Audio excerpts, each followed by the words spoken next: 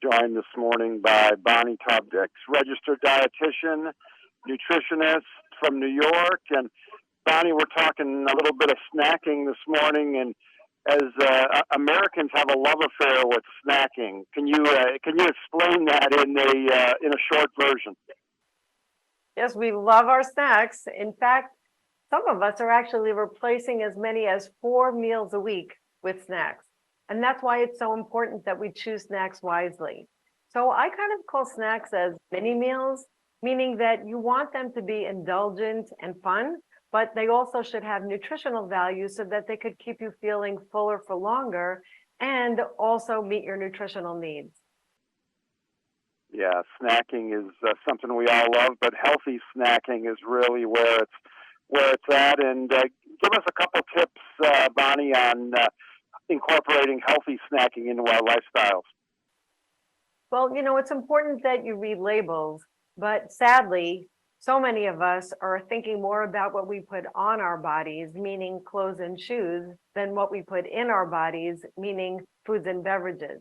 And I know that food shopping can be overwhelming. That's why I wrote an entire book on the topic.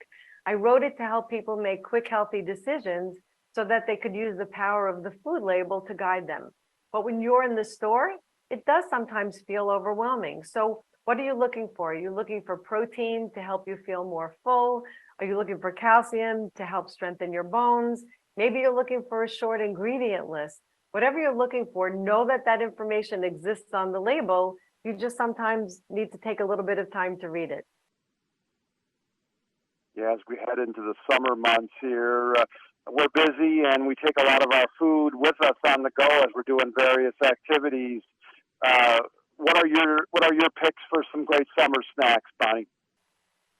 I like to choose snacks that are portable so I could take them with me on the go, whether it's to barbecues or picnics. And also it's important to think about the temperature. So I like snacks that don't need to be refrigerated. But in summer, I also think about hydration. So I think about foods that are watery, fresh fruits, fresh vegetables, because hydration doesn't only mean drinking liquids, it also may mean having watery foods. But the reality is that it doesn't matter what season it is. We are snacking all the time these days. So anything goes. Snacks are really evergreen year through. Yeah, I work in sports, Bonnie, and I see elite athletes when they're taking breaks from practice or competition. They don't have just one snack in front of them. They have a variety of snacks or a variety of products. Is that really the key to keeping your energy levels high, you think, this summer? Yes, it is variety, and I kind of call it the perfect trifecta, meaning a combination of protein, carbohydrate, and healthy fat. That keeps you feeling the most satisfied, keeps your energy levels up, and it also helps to stabilize blood sugar levels. And I'll give you a perfect example. I love Whisps. It's a crunchy baked cheese snack that's made of 100% real cheese, actually just cheese. So you know that that's a good source of protein. It also keeps you feeling full for longer. It's an excellent source of calcium, and it pairs so perfectly with all the foods that we need, like fresh fruits and veggies, dried fruit, nuts. It's even great for dipping if you want to dunk them into hummus or guac or bean dip. You're making me very hungry here this morning, Bonnie, and we're joined by Bonnie Taub-Dix, and we'll put her links in the show notes, her website, etc., as we're talking healthy snacking and incorporating snacks into our daily routine. When we're looking at nutritional information, Bonnie, what are maybe some of the key ingredients or key nutritional facts we should be looking for this summer? Well, for the summer, it's all year through. I kind of look at that combo, protein, carbohydrate, healthy fat. And when you combine those nutrients together, there's a greater chance that you're going to have energy to keep you going for longer. Because a lot of people just have one food or another, and then that really makes them feel very unbalanced. A couple, maybe they're old wise tales we've been hearing for years. Don't eat before we go in the pool, and don't eat late at night.